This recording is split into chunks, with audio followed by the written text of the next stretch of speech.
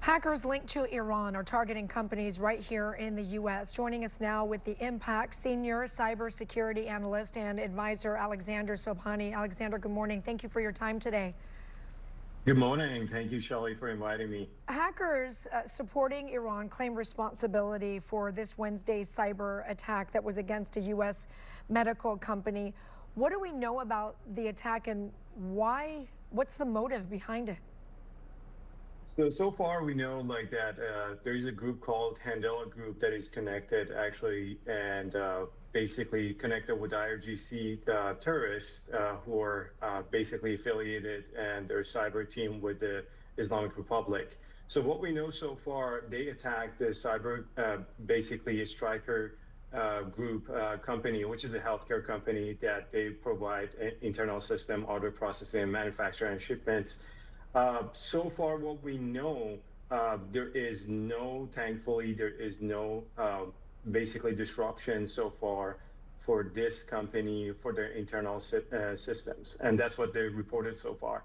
So they're trying to achieve, disrupt all the equipments that are used in the hospitals, and basically what they're trying to affect is global operations. And so far, what we know, they were not able to achieve it.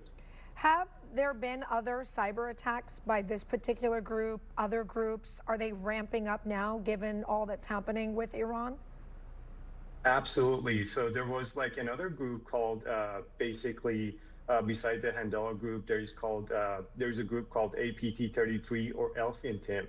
This Elfin Team being in charge of actually attacking defense contractors, energy systems, water plants, and also healthcare organizations, which in one of the cases, there was a company called Verifone.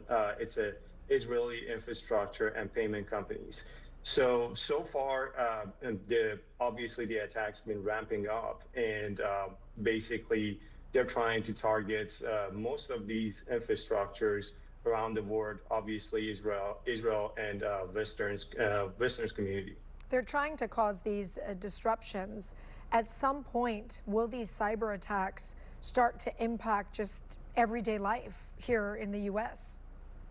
Absolutely. So what we've seen so far, what they're aligned to basically to do and typically target healthcare companies, energy infrastructures, and defense contractor and financial institutions.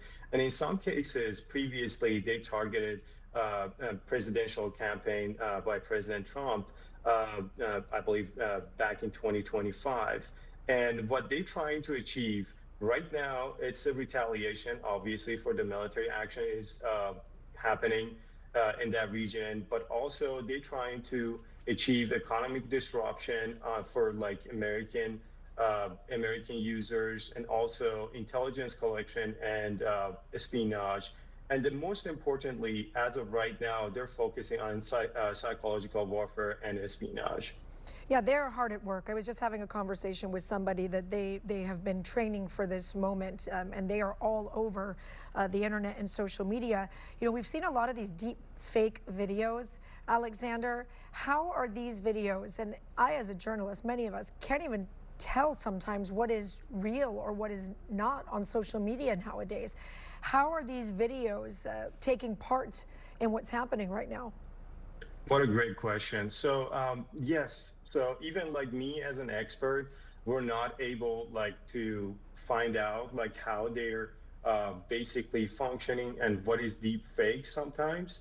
But what we can do and what we suggest to all the users and all the Americans, all the people around the world, is make sure the source of that video is actually legit and they can basically find out about it. The great thing that I would suggest, most of these videos usually being seen around the social media could be backtracked to the account. So what we can do, usually we can use the handy tools from Grok, ChatGPT, and also Gemini to ask them, hey, what is the source of this video coming from? Or who was or what account was the first account who actually posted this? So what they're trying to achieve in this deepfake videos, which usually is focusing on propaganda and misinformation. And also recently we've seen fake battlefield footages that actually to fabricate basically some stories behind the truth and try to change it. And again, I've heard like the very good thing from social media company X, that they are trying to put their full focus on the fake videos and try to actually advise all their users when they try to put up a video to make sure if it's fake or not, and make sure they're tagged if it's a AI video. It's So I definitely, think that would help. yeah, definitely a new weapon being used right now.